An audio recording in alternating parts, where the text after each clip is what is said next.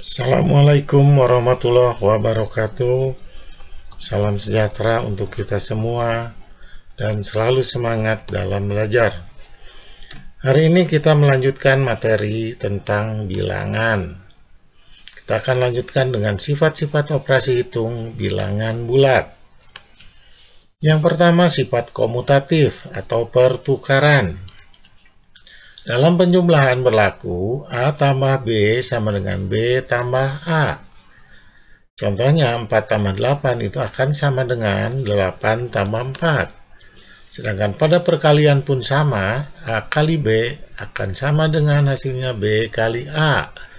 4 kali 8 itu sama dengan 8 kali 4. Yang kedua, sifat asosiatif atau pengelompokan.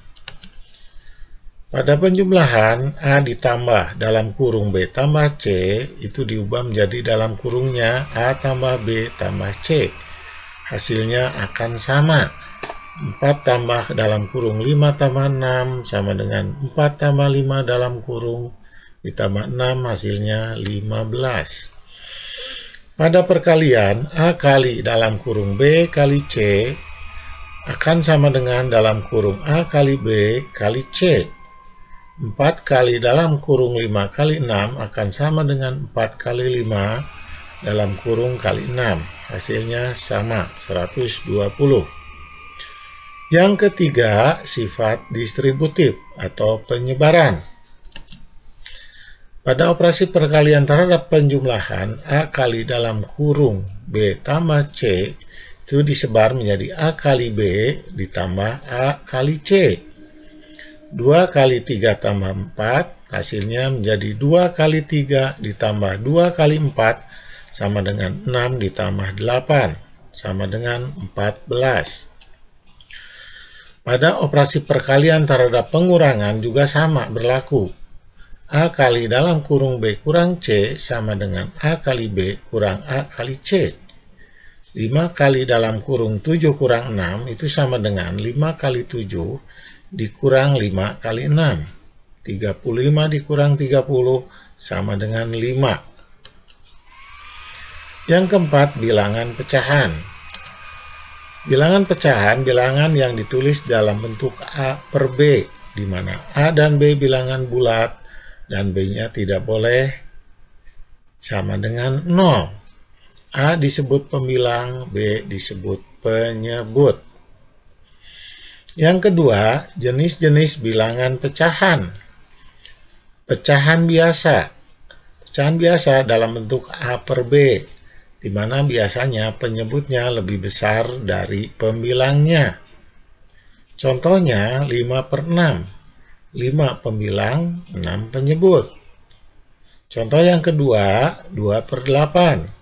2 pembilang dan 8 penyebut.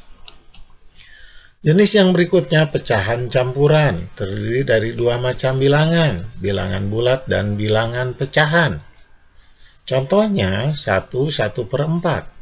1 bilangan bulat, sedangkan 1 per 4 bilangan pecahan. 2, 3 per 4 pun sama, 2 bilangan bulat, sedangkan 3 per 4 bentuk pecahan. Nah, bilangan pecahan campuran ini bisa diubah menjadi pecahan biasa dengan cara bilangan bulat dikalikan penyebut dijumlahkan dengan pembilangnya. Kita lihat contohnya, 2, 3 per 4 menjadi 2 kali 4 tambah 3 dibagi 4. Kan 8 ditambah 3 per 4 hasilnya 11 per 4. Kemudian pecahan desimal. Ini salah satu bentuk pecahan di mana dituliskannya menggunakan koma, dan angka di belakang koma itu menunjukkan apakah per 10, apakah per 100, atau per 1000. Kalau 1 di belakang koma berarti per 10. Contohnya 2 per 10 bisa ditulis menjadi 0,2. Selanjutnya pecahan senilai, artinya pecahan yang nilainya sama walaupun pembilang dan penyebutnya berbeda. Kita ambil contoh, 2 per 5 Pembilang penyebutnya 2 dan 5. 4/10. Pembilang penyebutnya 4 dan 10. Tapi 4/10 jika disederhanakan akan sama dengan 2/5. Maka 2/5 dan 4/10 disebut dengan pecahan senilai. Kemudian kita akan mengurutkan bilangan pecahan. Dalam mengurutkan ini bisa dari mulai yang terkecil sampai yang terbesar atau sebaliknya. Nah, caranya bagaimana? Jika penyebutnya sudah sama, maka tinggal kita urutkan. Tapi apabila penyebutnya berbeda, maka kita harus menyamakan penyebutnya. Caranya bisa kita kalikan penyebutnya. Seperti yang tertera pada contoh. 3/4, 2/3, dan 1/2. Diubah menjadi per 12. Maka diperoleh 3/4, 9/12, 2/3 menjadi 8/12, dan 1/2 menjadi 6/12. Kemudian diurutkan dari yang terkecil ke yang terbesar. Bagaimana jika bentuk pecahannya berbeda-beda? Misalnya bentuk pecahan, bentuk desimal, dan bentuk persen. Nah, untuk merubahnya, kalian pilih salah satu.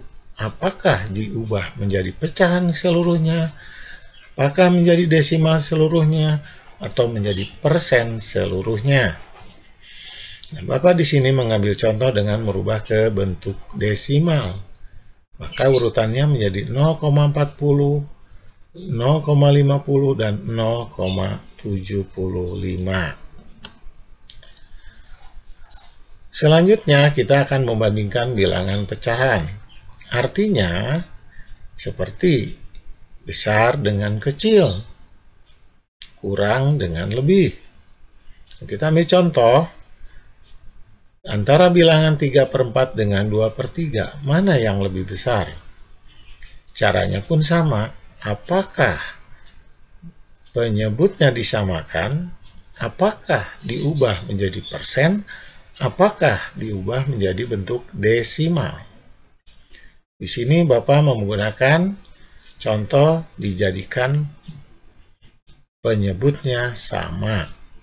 3/4 menjadi 9/12 dan 2/3 menjadi 8/12. Maka jelas bahwa 3/4 lebih besar daripada 2/3. Kemudian penjumlahan dan pengurangan bilangan pecahan. Contohnya, dalam penjumlahan pun sama, syaratnya adalah samakan dulu penyebutnya. Nah, dalam contoh ini kebetulan penyebutnya sudah sama, maka kita bisa langsung menjumlahkan. Yang dijumlahkan hanya pembilangnya saja. Ini dalam contoh 1/4 ditambah 3/4 hasilnya 4/4. 4/4 itu sama dengan 1. Kemudian dalam perkalian dan pembagian bilangan pecahan. Nah, kita lihat contoh yang pertama. Untuk mengalikan, kita bisa langsung pembilang kali pembilang, penyebut kali penyebut. Maka diperoleh dalam contoh 1/2 kali 3/4 menjadi 3/8. Nah, untuk yang B, karena pembagian, maka di sini ada perubahan tanda. Kita lihat tanda bagi diubah menjadi tanda kali dan pembaginya dibalikan. Maka menjadi 1/2 kali 4/3, hasilnya adalah 4/6 disederhanakan menjadi 2/3. Itulah materi kedua bab 1 tentang bilangan. Untuk pertemuan berikutnya akan diisi dengan latihan-latihan. Tetap semangat, selalu menjaga kesehatan, dan menjalankan prokes dengan 5M. Terima kasih. Assalamualaikum warahmatullahi wabarakatuh.